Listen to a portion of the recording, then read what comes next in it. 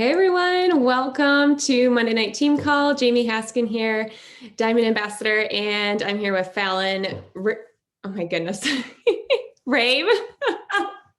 I almost said it wrong. I almost said your other name, Diamond Ambassador. And we are excited to talk to you guys tonight about, we titled this Playing It Safe, and we're going to go into some different aspects of this, but I just want to start off saying this can vary for each person, and this we're going to go into quite a bit here, but for some people, it could be simply something you're avoiding, and for others, it's not so much what we're not doing, because most of the time it's like we're doing all the things and that's where we feel like we're at, right? But maybe it's not so much how what we're doing, but how we're doing them, or the quality of what we are doing. So playing it safe, to be frank, is more comfortable, right? That's the easy thing to do. But when did ever being comfortable equal successfully reaching goals? When you look at people you admire, people who inspire you, people who raise you up, they aren't playing things safe. When God used people in the Bible, he was not calling them to play it safe. He doesn't call us to play it safe. So playing it safe is keeping us small. It's keeping us in a box, and it limits us. So we are going to dive more into this. We want you guys to grab a pen and paper. Do me a favor and do that if you can. Talking to every single person on this call, have a way to write something down, because we're going to have some things talking about in the middle of the call and after the call, and this is not too good for anybody here. So let's see, Phallin, why don't you go into your stiff? All right, y'all, I'm going to try to ignore who's all in this waiting room. Like, it's flashing right in the middle of the screen and it's super crazy.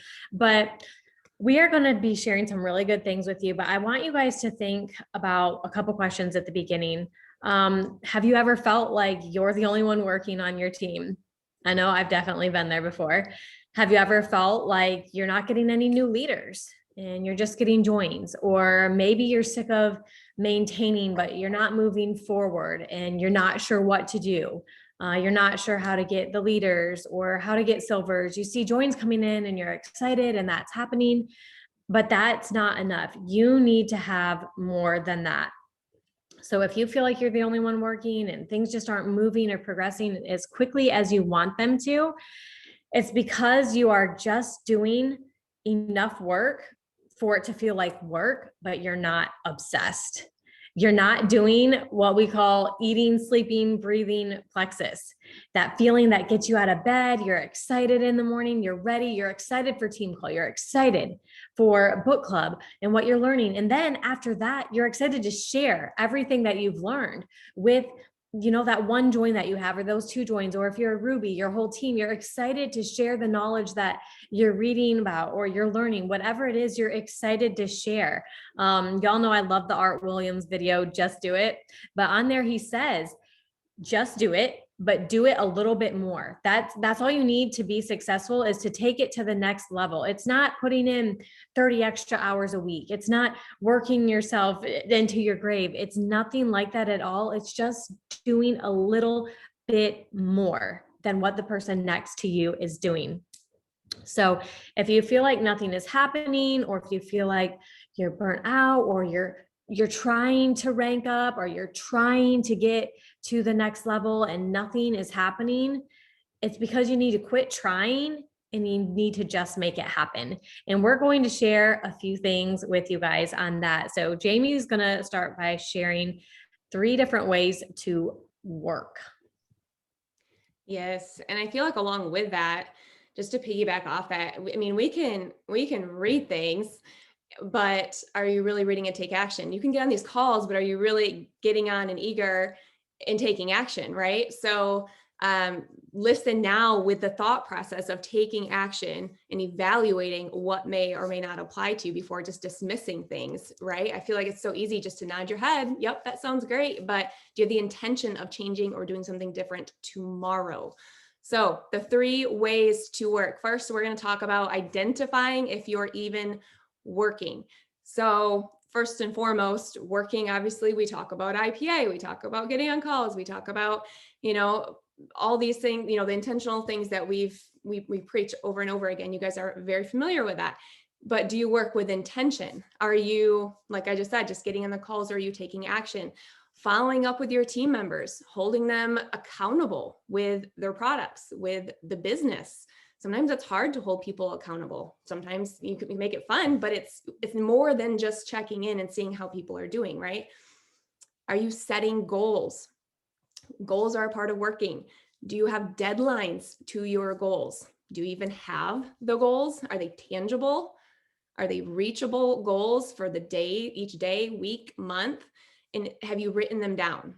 And wherever you are at in your business, if you've not written your goals down, then they do not exist. Just going to say that. So we need to write down the goals. Sometimes we get with working with other people, but are we writing down our goals too?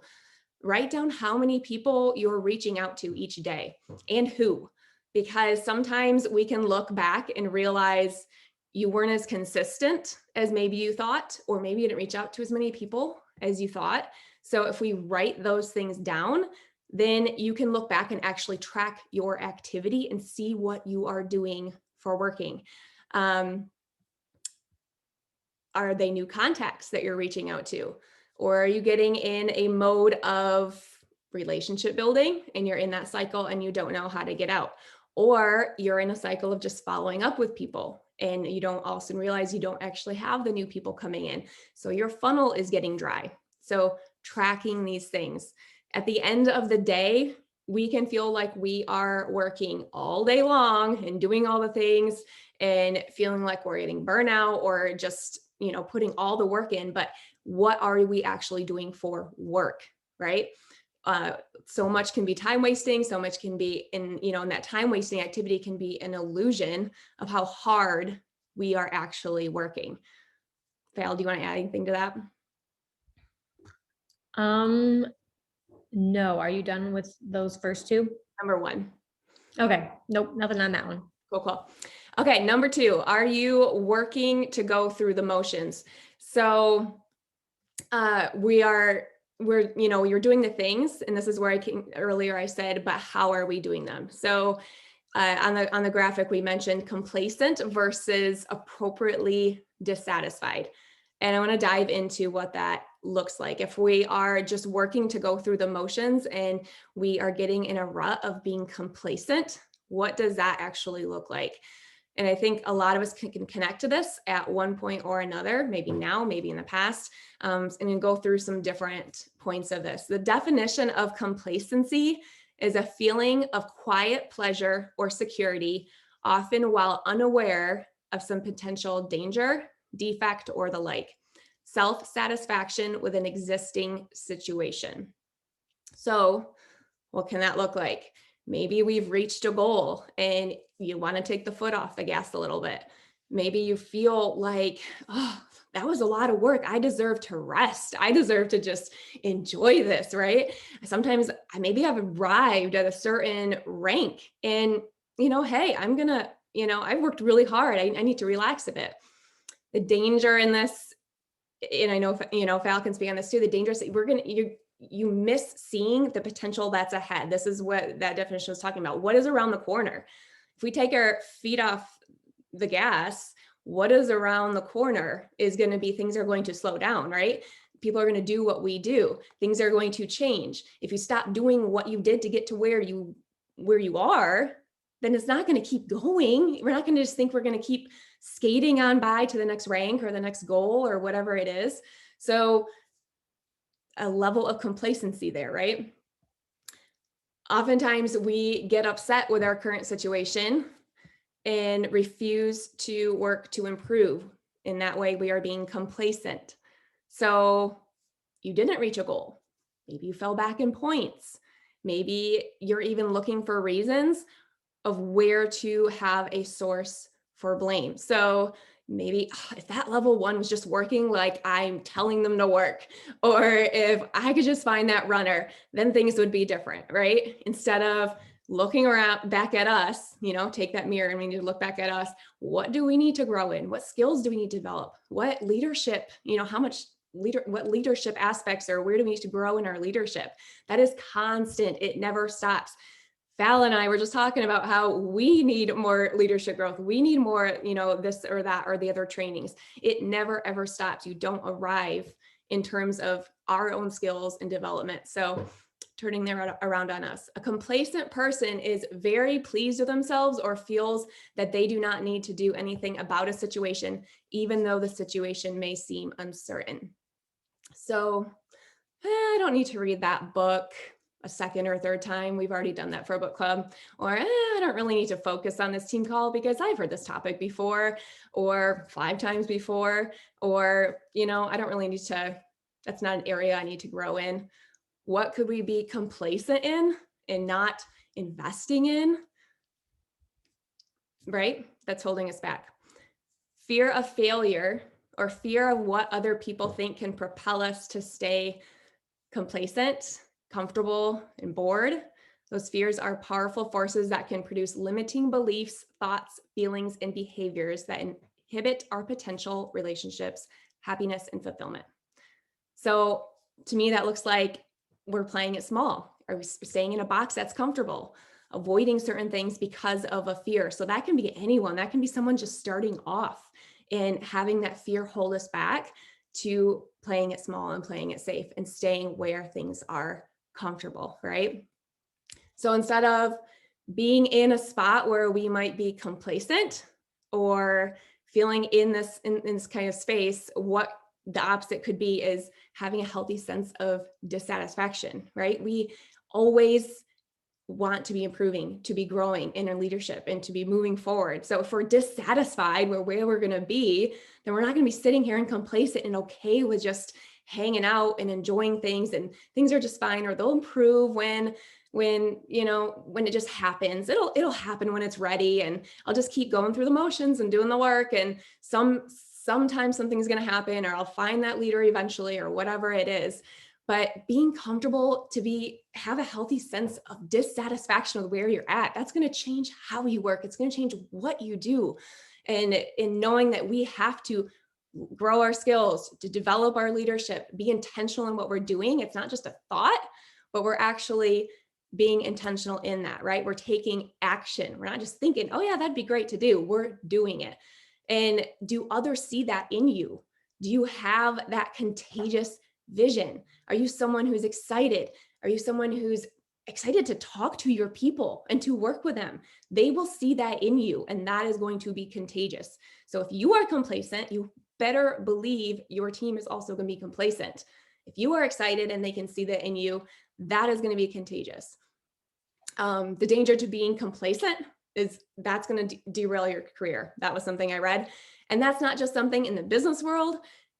It's of course with Plexus too, right? So this is going to massively, massively affect us. So evaluating that and looking at that at us in different spots in our business here. So many times when we think about working, either you're not doing the work or you are doing the work, but it's just that it's just work for you. And this is something that we see happen a lot when someone gets into management mode. Oh, I'm working every day. Yep, I'm doing the work. I'm on the calls. I'm doing the things, but this is for my team. Oh my gosh, my team needs to hear this. Let me tag all these people in this call. They need to hear this. And what we need to be doing is more often looking at ourselves like, wow, I suck. I need to get better at this. Like, this is room for improvement for me. And I can tell you when I'm reading or I'm listening to a call, I'm underlining to fix myself. I might be overly critical. I don't know, but I'm definitely like, this is for me. This is for me. And if it is something for someone else, I'm not going to sit here thinking like, she needs to hear this. She really should be listening to this. I'm going to take a screenshot of the book or whatever it is. And I'm going to say like, wow, girl, this was so good. I'm going to share it right away. I'm not just going to sit here thinking maybe she needs to hear this or, oh, she's terrible. It's like, hey girl, this was so good. This really spoke to me, and leave it at that. But the difference between working and what I call hustling has absolutely nothing to do with how many hours you put in. You need to work smarter and not harder. That has always been something that I've tried to do in my business. How can we work smarter? We don't want to put in double the hours just to get a huge return on our investment of time and resources. We want to work smarter. And the way to do that is to work with hustle, not just going through the motion. So it's the opposite of that. So you want to have passion and excitement. And what that is going to equal is more bang for your buck, not more hours put in, but you're going to work more because you're excited and you love it. And it doesn't feel like work. When what you are doing doesn't feel like work, it's not going to feel like work to your team either. You're going to be excited. You're going to go straight to the top, because small things aren't going to be, oh, I just feel so afraid. And let me sit here feeling afraid for 6 months or a year or 2 years. Get over yourself and send the message. You're going to make it happen. You're going to stop sitting there thinking about it. And this goes back to dreaming big too, like Jamie was saying. If you don't have dreams, you're going to work. If you have dreams, you're going to hustle, because the pain of not reaching those goals and not seeing your dreams come true is going to be far worse than talking to the neighbor or the person off of Craigslist in their driveway about Plexus. That's going to feel easy, because to get to your goals, that is the reward. And you are doing yourself a disservice every day, every month, every year that you hold yourself back. So you need to have passion. Your passion is going to push you towards a goal. Just working is going to drag you. You're going to feel like you're being drugged. Like, oh, I got to work. Oh my gosh, I didn't do my IPA today. Life has just been so busy. I just didn't have time. That means you're working. If you're hustling and Plexus is your passion or your obsession or what you're eating, sleeping, drinking, breathing, and you're excited for your dreams, for your family, for your future, for investments, for giving back, whatever it is that fuels you, you're not going to feel like it's work. It's going to be exciting again. So you're going to wake up with that passion. You really can wake up excited to work your business. And if you're not, you're going to need to recheck some thought processes here. And we're going to get to that in a bit. You also need to work with purpose. The things you are doing need to have purpose. We are not just willy-nilly posting on Facebook just to get a post in, okay? We are being intentional. When I post something, it's with intention. So today I asked, which refrigerator should I get? I really do want to know, like, someone help me. I have to get this ordered. But at the same time, this creates engagement. I'm seeing people that are seeing my post and I didn't even know they were around. I'm like, awesome. I haven't talked to her for forever. Let me send her a message.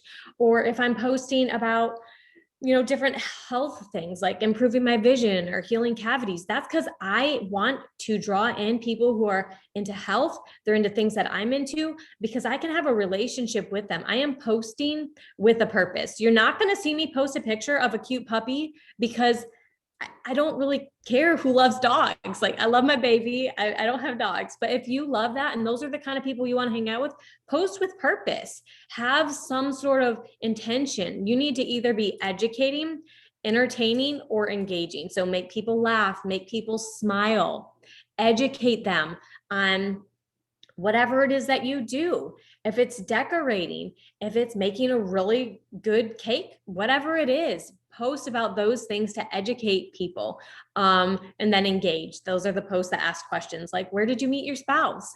Be curious about people. It really is enlightening and fun to learn more about your friends on your friends list. It's not just people that are a number, they're human beings that crave that relationship. And by asking questions, you can get to know them a little bit better. And it's a lot of fun.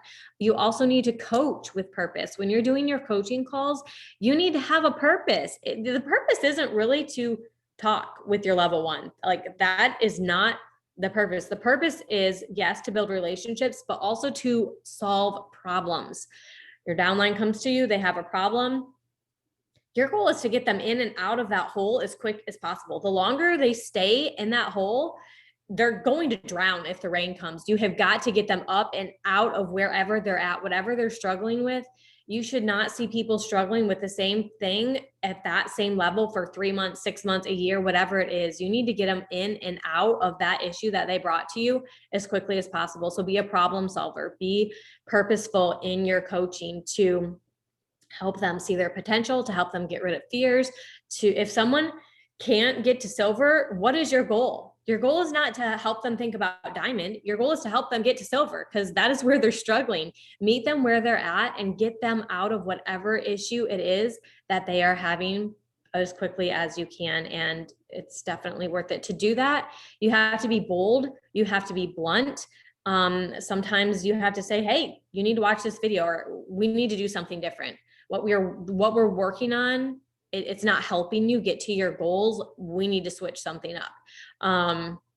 Switch up your posts, switch up, the books they're reading. Maybe they didn't need the magic of thinking big. It didn't really help them. Okay, what else can we recommend? Who else's videos could speak to them? If they're not relating to anything Phallon's saying, maybe they'll relate to something that Brittany's saying. Find something that will help them get out of whatever they're struggling with.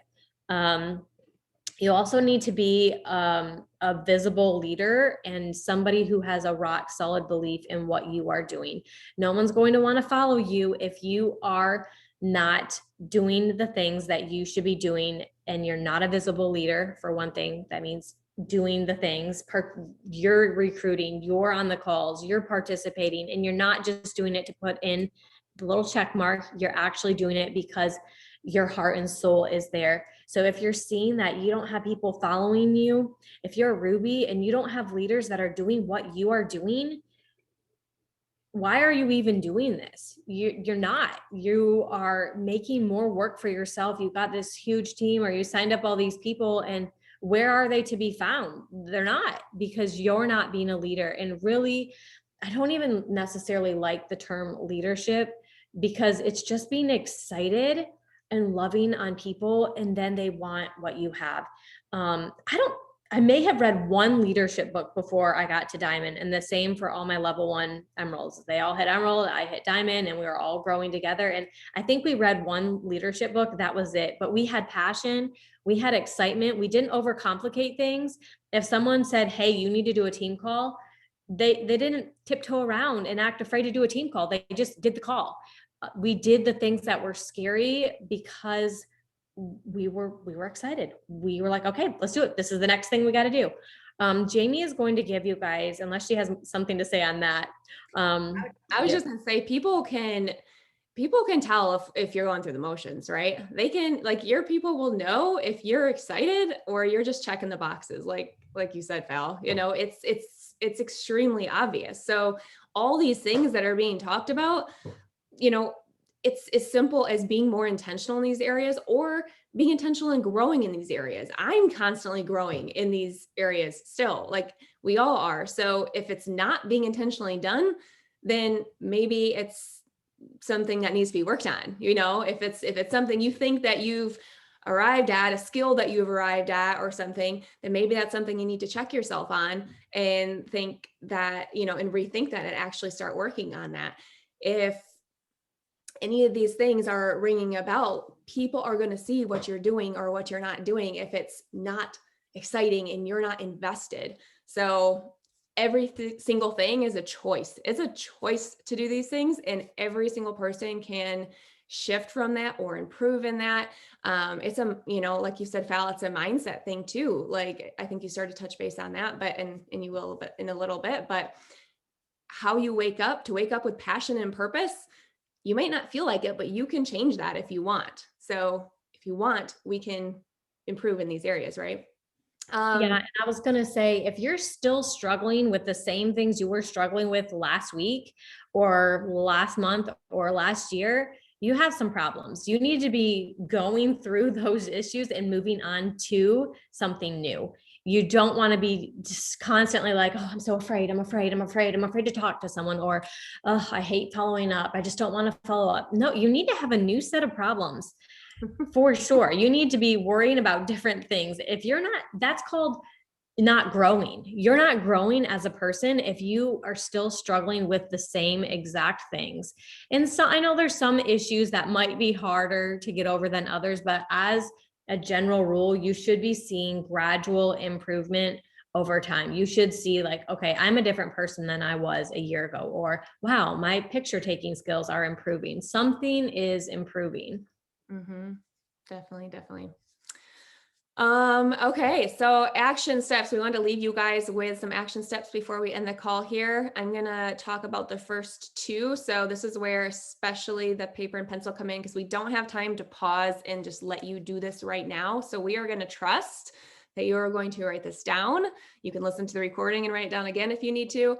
But write these down, do these in the next 24, 48 hours tops, and report back to your upline. That's what I wanted to say, what Phal was saying. If you don't know, sorry, I'm going to backtrack.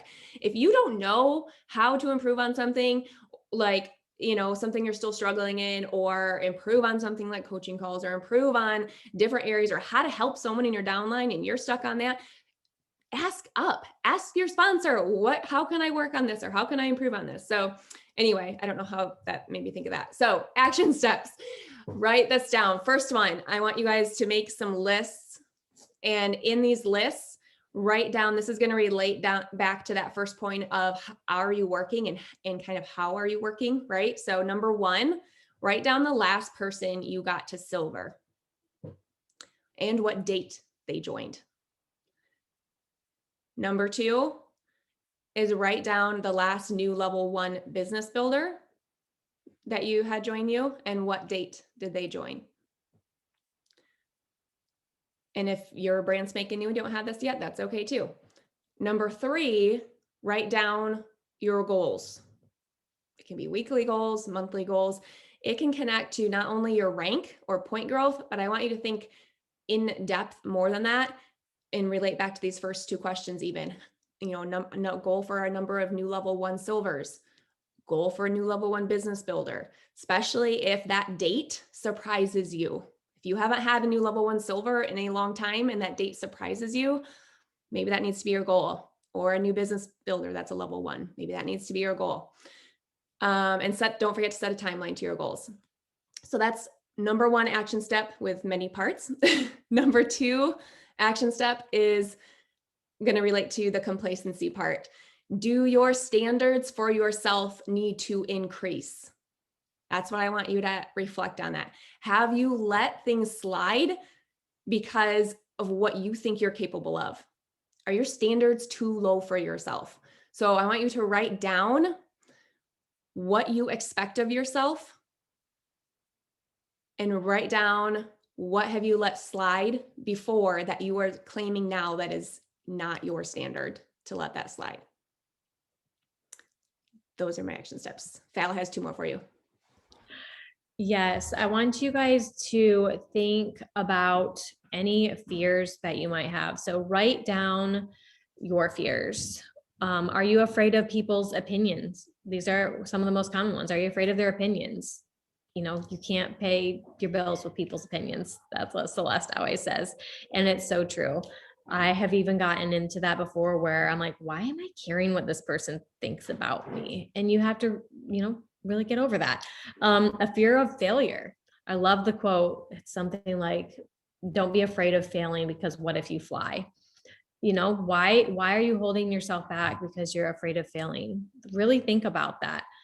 So write down your fears and decide, is it really worth it to live tied down by those fears?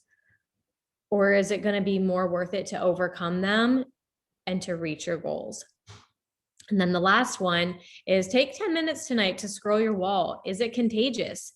Is it something that you would look at and think, wow, what is she doing? I would like to join her. If I wasn't already doing this, I would like to join her, him or her. So look at your wall and look at your stories and see, are you posting with purpose? Is there something that's drawing people into what you are doing? Attraction marketing is a very powerful thing.